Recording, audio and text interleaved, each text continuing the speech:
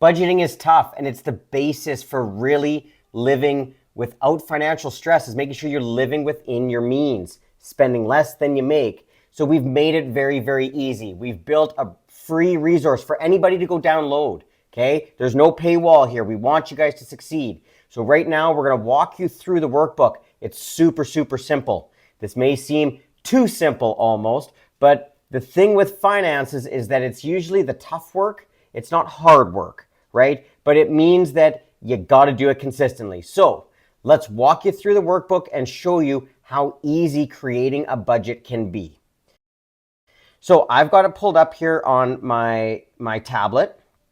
So first thing, this is I should go back. This is our website, cardanre.ca. You're going to go to the resources tab. This is going to look a little bit different if you're using a phone versus a computer. Website's all the same though. The first thing on our budgeting work or under our resources tab is our budget workbook. So now we're going to go ahead and download that.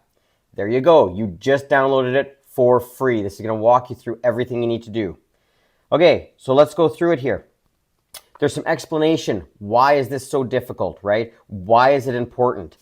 Please do read it. This is not a long book. This should take you and your partner, whoever else is helping you make financial decisions, maybe 15, 20 minutes really, as long as you have your documents ready and in front of you to do.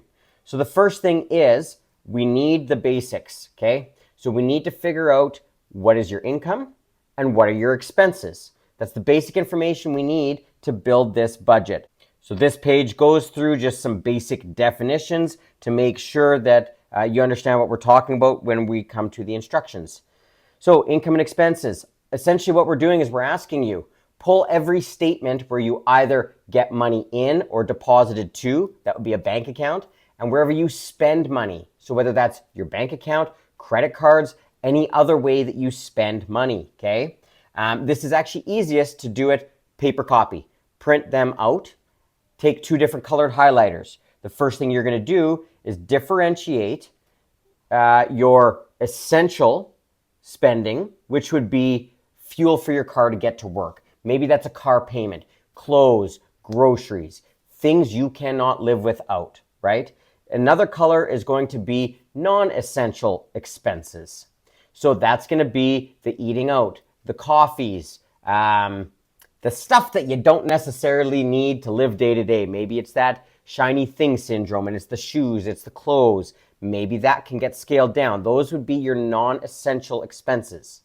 Your third color, if you need it, if you're just an employee and you get a paycheck, you shouldn't really need a third color. But really the third color is going to be used for your income, okay? So those are the three things that we need to identify: your essential spending, your non-essential spending, and your income, okay? So we have a nice little sheet here, a spot to write this all in. This is a fillable PDF if you're using it on a computer, things like that. Different platforms are going to be a little bit different, okay? The other thing you can do with this workbook is just print it out. Use it as an actual workbook. But we do have spaces in here to complete. You've got income, essential expenses, non-essential. It gives you a quick equation of how to figure out what is your net income, meaning what do you have after expenses, right?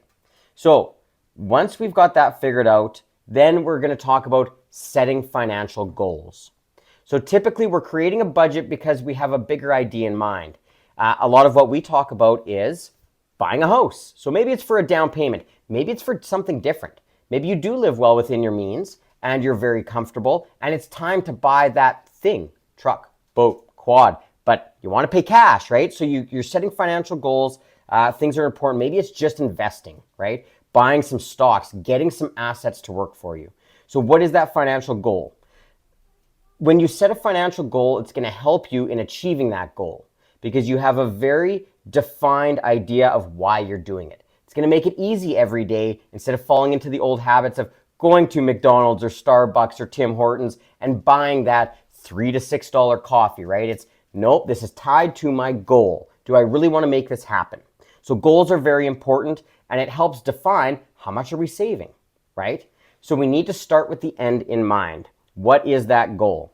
Then we have a worksheet. This is very, very simple. It's Mad Libs. Fill in the blanks. So identify a short-term financial goal. Say what it is, right? Bring meaning to it. I will achieve this goal in X months. It will take so many dollars to achieve this goal. I will need to allocate so many dollars per month to achieve this goal, right? We're breaking it down into steps. What do you need to save every month? Then you go back to your budget. Is that money there, or do we need to extend the timeline, right?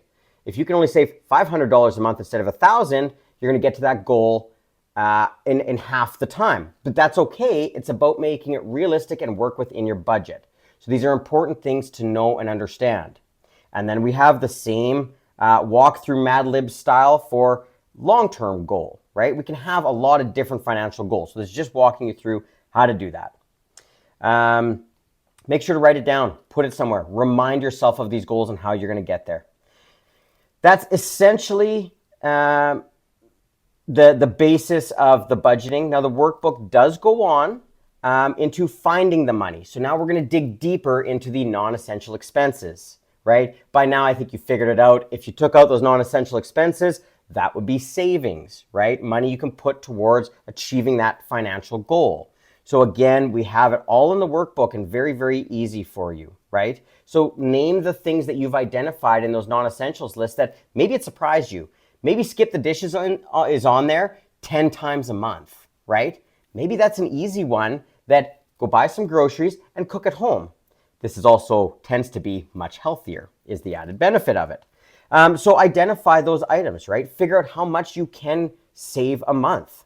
So then make a plan to minimize those expenses, right? So to say we're not going to skip the dishes anymore is easy. But what's better is saying, because we're not going to skip the dishes, now we need to cook at home. So once a week, we're going to make a meal plan.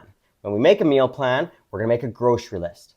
On Monday afternoon, after work, I'm going to go grocery shopping, right? You need to fill in the blanks to get you to achieve that goal. Make it achievable. It's small steps. These are not big things, but you need a plan, okay? So this is about creating that plan, how to minimize those non-essential expenses.